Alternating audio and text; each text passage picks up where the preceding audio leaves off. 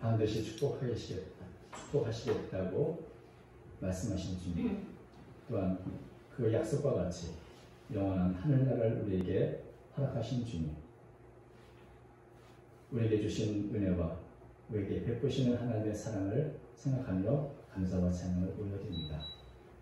귀한 찬양을 통해 영혼을 돌리는 새로운 창조를 기억해 주시고 날마다 입술의 열매를 통해 하나님께 영광 돌리게 하시며 삶의 열매로 또한 하나님 앞에 또 아름답게 쓰임받는 우리의 샤는 창조는 되도록 인도해 주옵소서. 기도하는 것 응답하여 주시고 더 아름다운 찬양대원으로 사용하여 주시옵소서. 이 시간에 신이 부족한 주의 말씀을 들고 섰습니다. 성령께서 인도하심으로 주의 말씀이 선포되도록 인도해 주시며 말씀 안에 힘을 얻고 용기를 얻는 그 한 시간 삼아 주시옵소서. 말씀을 통해 우리 자신을 돌아보게 하시고 새로운 결단 있는 한 시간 삼아 주옵소서.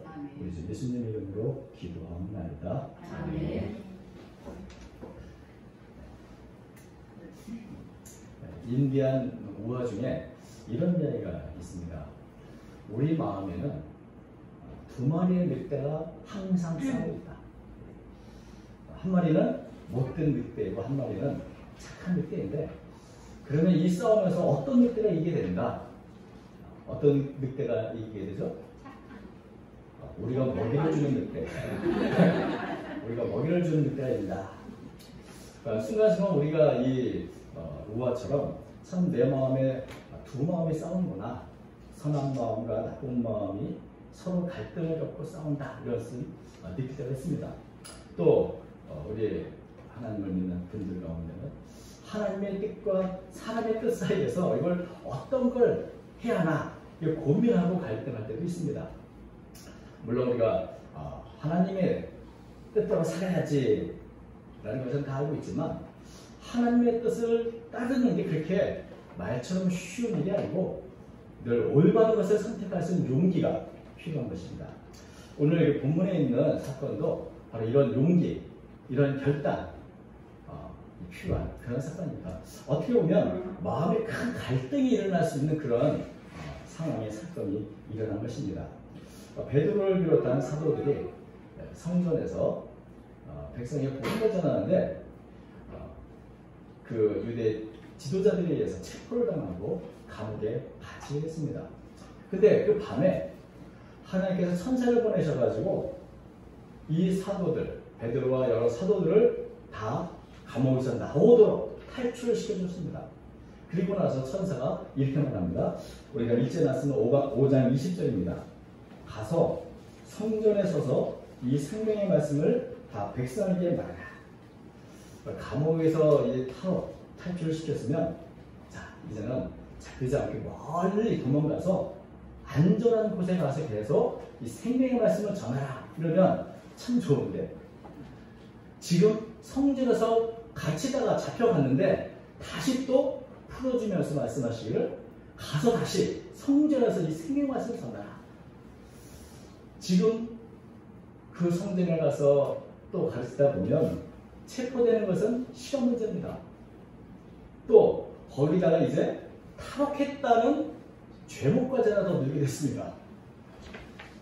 큰 처벌을 받을 수 있는 위험이 앞에 있는데 도대체 이런 갈등이 있지 않겠습니까? 내가 다시 성전에 가서 말씀을 전해야 되나? 아니면 좀 이왕에 탈출했으면 좀 멀리 좀 도망가는 게 낫지 않을까? 뭐 이런 고민을 할 수 있지 않겠습니까? 너무나 결과가 뻔히 보이는 그리고 처벌을 받을 수밖에 없는 이런 상황에서 나는 계속 이렇게 성전에 가서 전해야 되나? 이런 고민을 할 만도 합니다.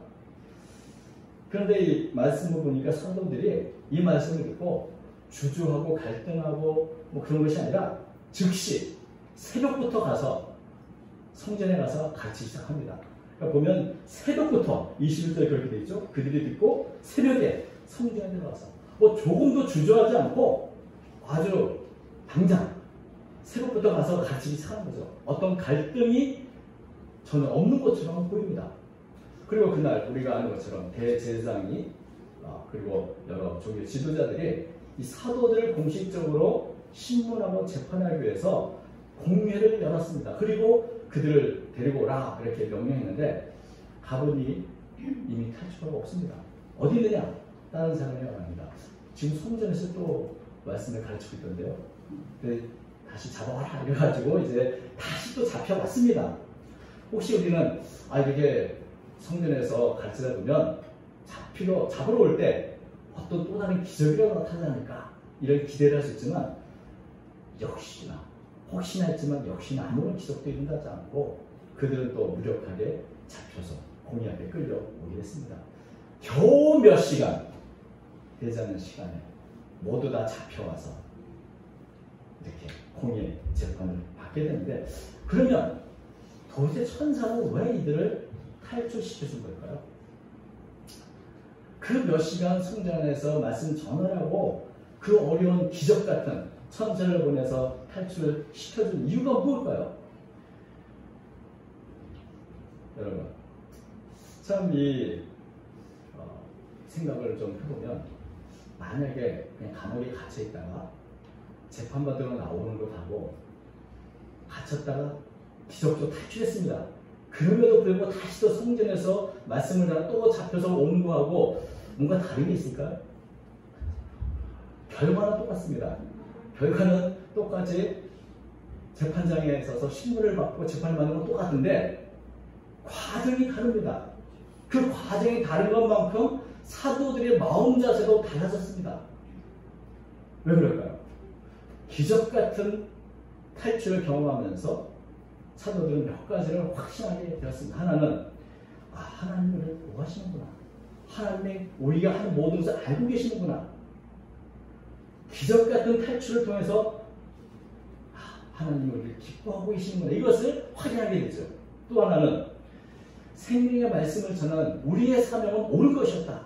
이것은 정말 하나님이 기뻐하시고 우리에게 주신 사명이다. 이런 것을 다시 한번 확인하게 되고 또 하나님은 하나님이 원하시기만 한다면 언제든지 기적을 베풀 수 있고 언제든지 우리가 감옥에 갇혔을지라도 탈출시킬 수 있는 그런 분이야라고 하는 하나님에 대한 확신도 하게 되죠. 또 사람이 아무리 강하고 또 힘세 보이지만 저 살아있는 권력처럼 보이는 종교 지도자이지만 아무리 그 사람들이 막으려도 하나님 하시는 건 어쩔 수 없어. 그러므로 그런 사람 두려워하지 말고 오직 하나님만 두려워하지 않은 그런 믿음의 담대함도 갖게 되었을 것입니다.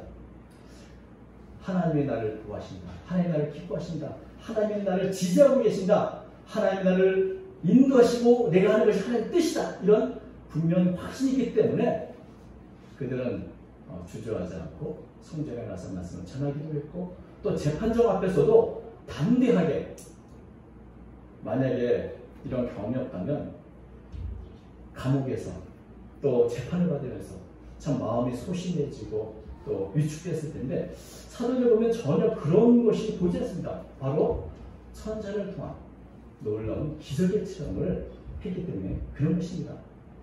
그래서 재판장 앞에서도 이 추상 같은 신문 속에서도 전혀 굴하지 않고 담대하게 오히려 복음을 전하는 그런 모습을 우리가 보게 됩니다. 공회에서 이 최고 종교에서는 대제사장이 묻습니다. 우리가 공식적으로 이 복음, 예수의 이름으로 사는 것을 엄격하게 금지했는데 왜 너희는 우리 말을 듣지 않고 또다시 사람들을 가르치기 시켰는가? 만약에 이 산헤드린 공의죠. 가장 권위 있는 이 곳에서 결정사항을 따르지 않으면 어떤 일이 일어납니까? 채찍질을 당할 수도 있고요. 사형을 당할 수도 있습니다. 또 유대 사회에서 추방될 수도 있습니다. 그럼에도 불구하고 왜 너희들은 우리가 정한 이 결정을 따르지 않았는가? 라고 이렇게 물었을 때 베드로는 뭐라고 대답합니까? 29절입니다. 베드로와 사도들이 대답하여 이르되 사람보다 하나님께 순종하는 것이 마땅하니라. 사람의 말을 듣는 것보다 하나님 말을 듣는 것이 마땅한 것이다. 우리는 하나님께만 순종해야 된다. 이렇게 대답을 하는 것을 보게 됩니다. 사람의 말과 하나님의 말, 누구의 말을 들어야 하는가? 반드시 마땅히 하나님의 말씀만 들어야 한다. 이것이 베드로의 대답이었습니다. 베드로에게 이것은 사람의 말을 들을까 하나님의 말을 들을까 선택의 문제가 아니고 마땅히 당연히 하나님의 말씀만 들어야 된다는 것이 베드로의 생각이었습니다. 이것은 우리 마음에 선한 마음, 나쁜 마음이 서로 싸울 때 나 뭘 선택하지 이런 문제가 아니라는 것이죠. 이것은 반드시 하나님의 말씀만 따라야 된다. 이것이 베드로의 생각이요 대답이었던 것입니다. 천사를 통해 하나님의 놀라운 기적을 체험하고 하나님의 주권과 능력을 깨달았는데 이제는 눈에 보이는 사람이 아니라 눈에 보이지 않는 하나님 그분을 따르는 것이 마땅하다. 이런 베드로의 인식을 보이는 것입니다. 어떤 면에서는 왜 우리가 결정한 이걸 따르지 않았냐고 말하는 이 대제사장의 말이 가속되어 여길 수도 있습니다. 그 사람들의 결정, 그게 뭐라? 우리는 하나님 말씀을 따르는 분명한 하나님의 뜻 앞에서 이 땅의 모든 것을 다스리는 하나님의 뜻을 따라 살아가는데 그것이 뭐라고 이런 어떤 마음의 담대함도 생겼을지 모릅니다. 이처럼 하나님에 대해서 아주 생생하게 체험하고 은혜를 받았기 때문에 다른 어떤 갈등의 소지가 없었던 것이죠. 그런데 이것을 우리가 잘 깨닫지 못하면 사람의 뜻과 하나님의 뜻 사이에서 갈등하게 되고 때로는 사람의 생각, 사람의 뜻 따르는 것이 오히려 옳은 것처럼 여겨지고 있습니다. 그래서 베드로 역시 마찬가지였습니다. 베드로가 과거에 예수님께 아주 크게 칭송을 받은 적이 있는데 심지어는 예수님께 사탄이라고 이렇게 칭송을 받은 적이 있죠. 우리 마태복음 16기 23절 보면 이렇게 되어 있습니다. 예수께서 돌이키시며 베드로에게 이르시되 사탄아 내 뒤로 물러가라. 너는 나를 넘어지게 하는 자라. 네가 하나님의 일을 생각하지 아니하고 도리어 사람의 일을 생각합니다. 베드로는 예수님이 가장 사랑하고 신뢰하는 제자 중에 하나입니다. 그리고 베드로 역시 누구보다 예수님을 사랑하는 제자입니다. 그런데 예수님은 이런 베드로를 향해서 사탄이라고 부르셨습니다. 사람의 일을 하나님의 일보다 더 생각하기 때문인 것이죠. 베드로는 예수님께서 내가 앞으로 고난을 받고 죽임을 당하고 제3일에 다시 살아날 것이다 이렇게 말씀할 때 그런 일이 결코 예수님께 있으면 안 되죠 라고 이렇게 만류를 하다가 이런 책망을 받게 된 것입니다. 베드로는 사실 예수님을 너무 사랑하기 때문에 사랑하는 마음으로 그렇게 말했을 것입니다. 사랑하고 존경하는 그 스승님이 그런 고난, 그런 고통, 그런 나쁜 일이 생겨서는 안 된다. 제재된 도리로서 내가 어떻게든 막아야지 라고 하는 그런 어떤 제자의 도리로서 사랑의 마음으로 아마도 이런 말을 했을 것입니다. 또 한편으로는 예수님만이 죽으신다면 우리는 어떻게 되는가? 우리는 꽝이 되는 거 아닌가? 이런 인간적인 동기가 있을 수도 있죠. 그러나 우리가 이 베드로의 성향을 보면 주님을 향한 뜨거운 사랑 때문에 결국 이렇게 말했을 것이다 생각을 합니다. 이것은 사람의 일을 생각하는 것이 마땅한 거 아닙니까?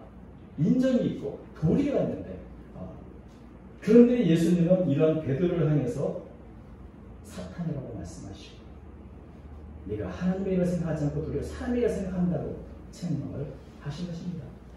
베드로는 사람으로서 사람의 생각을 했습니다.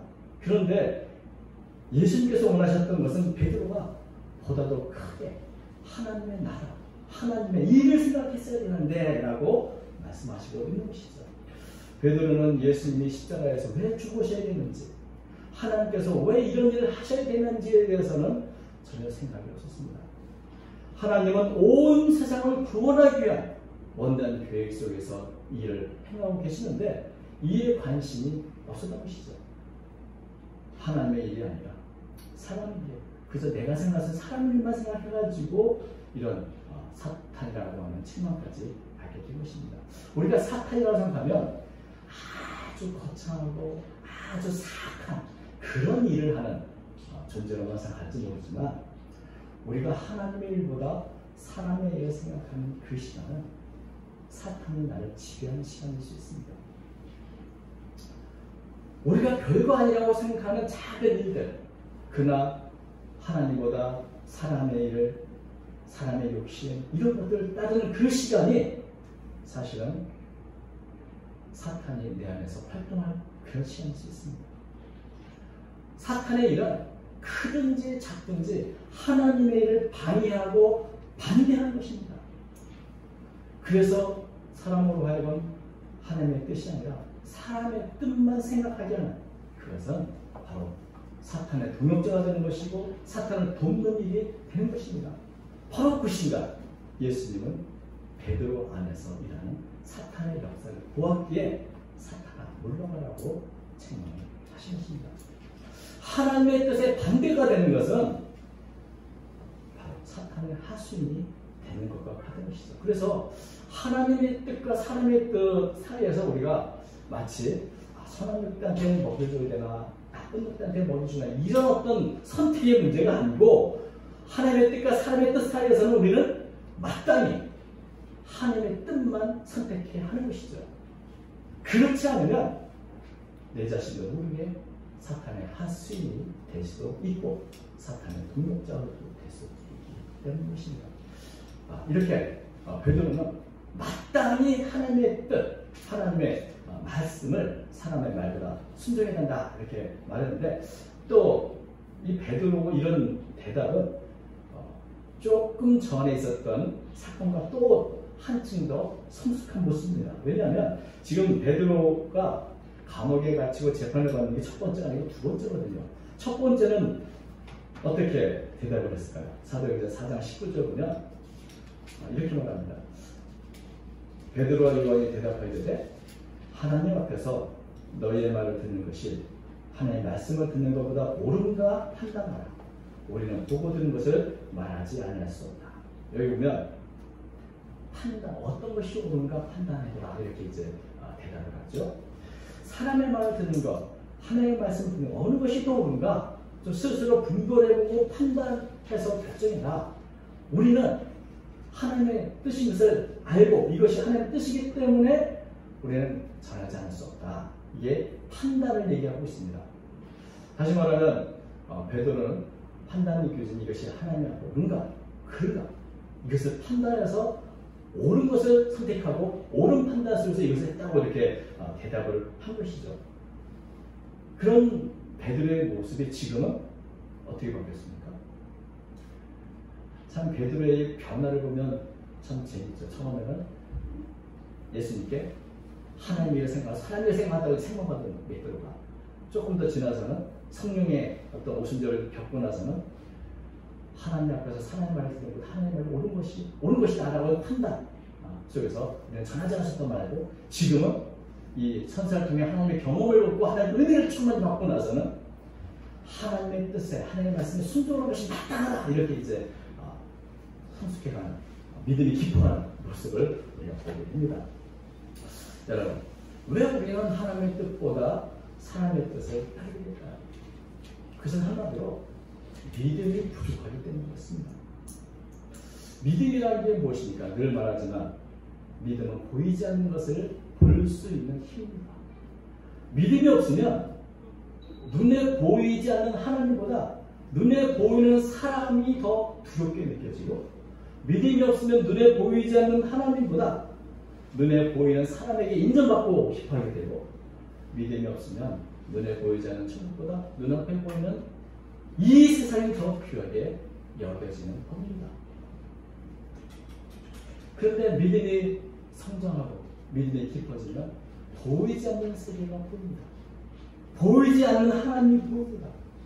그러므로 보이는 사람보다 보이지 않는 하나님이 더 두렵고, 보이지 않는 하나님께 더 인정받으려 보이지 않는 천국을 위해서 올바른 판단을 하게 되는 것입니다. 이것이 바로 이 사도들이 사람보다 하나님 말씀에 순종한 이유였던 것이죠. 그들은 믿음이 깊어졌고 그들은 은혜를 충만히 받고 그 충만한 은혜 속에서 다른 것을 결정할, 다른 것을 선택할 그런 갈등의 여지가 없었던 것입니다. 마땅히 하나님께 순종해야 한다. 거꾸로 이 대제사장 이 복음을 전하는 것을 막는 대제사장인데 왜 그렇게 엄격하게 이 사도를 하여금 복음 전하지 마라, 예수 이름 전하지 마라 이렇게 금지했을까요? 아마 나는 두 가지 정도 생각을. 하나는 하나님의 뜻을 몰라서 그렇습니다. 그들은 예수님이 어떤 분인지 어떤 삶을 했는지 하나님께서 어떤 계획을 하시는지 전혀 알지를 못했습니다. 그래서 그들은 예수를 주인인 데 앞장섰고 또 지금도 모르니까 복음을 막고 있으면서 스스로 자신도 모르게 사탄의 하수인 역할을 하고 있는 것입니다. 그들에게 베드로는 예수님이 누구신지 이 30절부터 31절은 그들 책망하기 위해서는 아니라 예수님을 너무 모르니까 예수님이 어떤 분인가를 아주 정확하게 예수님이 하신 게 예수님이 누군가 이렇게 알려주고 있습니다. 너희가 나무에 달아 죽인 예수를 우리 조상의 하나님이 살리시고 이스라엘에게 회개함과 죄사함을 주시려고 그를 오른손 높이사 인과 구주로 삼으셨느니라. 우리는 이의 증인이요 하나님이 자기 순종하는 자들에게 주시는 성령도 그러합니다. 이렇게 대답을 했습니다. 그러니까 여기 보면 예수님의 죽으심, 부활, 그리고 하나님께서 예수님을 얼마나 높이셨는가, 그리고 예수님을 통해서 모든 죄가 용서받는 그런 예수님을 구주로 세우신 일에 대해서 전했고, 사도는 자신이 이 일의 증인입니다. 바로 하나님의 성령께서도 이 일의 증인이라는 그런 말을 하게 됩니다. 그러니까 이런 베드로의 고백을 보면 어쩌든지 몰라서 하나님의 일을 방해하는 이들도 참 예수님이 누군지 알았습니다. 하나님의 뜻이 무엇인지 알았습니다. 이런 간절한 소망을 갖고 이런 얘기를 한 것을 보게 됩니다. 그런데 이런 베드로의 말을 듣고 이 사내들의 공개에 있는 모든 사람들은 어떻습니까? 크게 분노했습니다. 아예 그리고 이렇게 말하는 사도들을 죽이려고 이렇게 하는 모습을 보게 되면 참 얼마나 무지하면 얼마나 무식한 짓을 한가 하는 생각을 하게 되죠. 또 이들이 참 종교 지도자이지만 가장 신경 쓰는 게 누군가? 하나님의 아니라 군중들이었습니다. 우리가 이 사도행전을 읽어보면 이 사람들이 왜 복음을 막는가에 대해서 시기심 때문이었다 이렇게 기록이 있습니다. 5장 17절이죠. 대제사장과 그와 함께 있는 사람, 즉 사도계에 있는 당부가 다 마음에 시기가 가득하여 일어나서 사도를 잡아다가 옥에 가뒀더니 그들은 사람들에게 인정을 받고 싶고 자신들이 누리고 있는 기득권을 그냥 누리고 원하는데 예수를 전하는 이 사람들이 복음을 전하고 기적을 행함으로 해서 모든 관심을 다 가져가고 시기심 때문에 또 그들의 두려움 때문에 이렇게 사도들을 감옥에 가지고 핍박을 했다고 기록하고 있는 것입니다. 사실은 누구보다도 하나님의 뜻을 살아야 되고 누구보다 하나님의 인정을 받고 하나님의 기뻐하는 일을 해야 관심이 하나님의 일에 있을 이 사람들이 사실은 눈에 보이는 사람들만 의식하고 그 사람들이 인정을 받기 원하고 그래서 마음에 시기심이 가득한 모습을 보게 되는 것입니다. 믿음이 없으면 보이지 않는 하나님보다 보이는 사람이 더 눈에 보이게 되는 것이죠. 그리고 눈앞에 보이는 이 세상만 섬기게 되는 것입니다.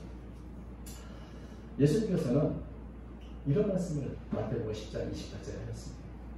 몸은 죽여도 영혼은 능히 죽이지 못하는 자들을 두려워하지 마라. 오직 몸과 영혼을 능히 지옥에 들어갈 수 있는 이를 두려워하라. 이 말씀입니다. 사람들에게 인정받고 사람들에게 칭찬을 받는 것하고 하나님께 인정을 받고 하나님께 칭찬을 받는 것하고 어느 게 더 좋은 일일까요? 사람들에게 미움을 받는 것과 하나님께 미움을 받는 것 어떤 게 더 나쁜 일일까요? 하나님께 인정받는 것이 사람에게 인정받는 건 나은 것이고 하나님께 미움받는 것은 사람에게 미움받는 것과 비교할 수 없을 만큼 두려운 것입니다. 그렇기 때문에 하나님의 뜻이 아니라 사람의 뜻이 아니라 하나님의 뜻을 마땅히 따라야 하는 것입니다. 하나님의 말씀에 따랐던 이 베드로와 사도들 그리고 사람들을 의식하며 살았던 이 종교 지도자들 그들의 결국이 어떻게 되는지 지금 우리는 너무나 명확히 알고 있습니다. 우리가 왜 하나님의 뜻을 따라야 되는가? 그것이 옳은 일이고 그것이 우리의 은혜요 축복이 되었습니다. 만약에 우리가 하나님의 뜻을 따르지 않는다면, 아직도 하나님의 뜻과 내 뜻 사이에서 또 사람의 뜻 사이에서 갈등이 있다면 그 이유가 뭐겠습니까? 믿음이 부족하기 때문이고 아직 은혜를 덜 받았기 때문에 그렇습니다. 정말 이 베드로와 이 사도들처럼 감옥에 갇혔다가 풀려난 정말 기적 같은 그런 하나님에 대한 경험이 있다면 갈등의 소지가 줄어들죠. 내가 갖고 있는 하나님의 뜻에 대한 확신, 하나님에 대한 이런 확신 때문에 그 폭포수 같은 은혜를 받은 사람은 사실 이런 갈등을 하지 않게 되는 것입니다. 그래서 우리가 아직도 갈등이 있다면 정말 기도해야죠. 하나님께 믿음을 받아라. 그리고 우리에게 하나님 충만한 은혜를 내려 달라고, 사도들이 변화된 것처럼 우리도 변화답게 되라고, 받을 수 있도록 해달라고 기도해야죠. 우리가 하나님의 은혜를 충만히 받으면 이런 고민에서 우리는 벗어날 수 있게 되는 것입니다. 그것이 선택의 문제가 아니라는 것을 알게 되는 것이죠. 마땅히 하나님께 순종해야 된다는 이런 베드로의 결론이 우리의 결론이 되어지는 것입니다. 돌아보면 2022년도 벌써 많이 시간이 흘렀습니다. 우리의 삶은 순간순간 스쳐가는 이 1초 1초도 모여도 되는 것인데, 우리가 지나간 시간들을 한번 돌아보면 첫째는 나는 어떤 늑대에 먹을 주는 사람인가 생각할 수 있고, 또 나는 하나님의 은혜를 얼마나 채웁니까? 나는 하나님의 뜻을 얼마나 분별합니까? 내가 지나온 삶은 하나님의 뜻보다 사람의 뜻대로, 사람의 생각대로만 살고 있지는 않은가? 한번 돌아볼 수 있기를 바랍니다. 우리가 참 부족하지만, 주님 그래도 부족하지만 내가 부족한 대로 하나님의 뜻을 따라 살려고 애썼습니다 라고 고백할 수 있다면, 레미제라블의 이 장발장의 마지막 이런 말하죠. 이만하면 나도 축복받은 삶이다. 아마도 그런 고백을 우리도 할 수 있지 않을까라는 생각을 하게 됩니다. 우리의 남은 시간들 한순간 한순간 하나님의 은혜를 사모하면서 늘 하나님의 말씀에 순종하는 그런 삶을 살아가는 그런 저와 여러분들을 우리 소원하고, 그런 기도를 통해서 그렇게 성숙한 믿음에 나아가는 저 여러분 되시기를 주님으로 축원합니다. 기도하겠습니다. 거룩하신 하나님 아버지, 우리의 연약함을, 우리의 부족함을 주님 알고 계십니다. 우리의 용기 없음을, 우리의 열심 없음을 주님 알고 계십니다. 주여 긍휼히 여겨 주시고 우리의 믿음을 더해 주시옵소서. 폭포수와 같은 거절할 수 없는 주의 은혜를 체험하도록 도와 주시옵소서. 주의 은혜의 바다에 잠겨 오직 주의 뜻에 순종하는 삶을 살아가는 저희 모두가 되도록 도와 주시옵소서. 남은 생에 한순간도 사탄의 하수위로 살지 않도록 도와주시고 온전히 함께 쓰임받는 하나님의 사람이여 하나님 기뻐하시는 삶이 되도록 축복하여 주시옵소서. 주님, 우리 자신을 주께 내어놓습니다. 늘 하나님 앞에 올바른 것을 선택하신 용기를 허락해 주옵소서. 예수님의 이름으로 기도하옵나이다. 아멘.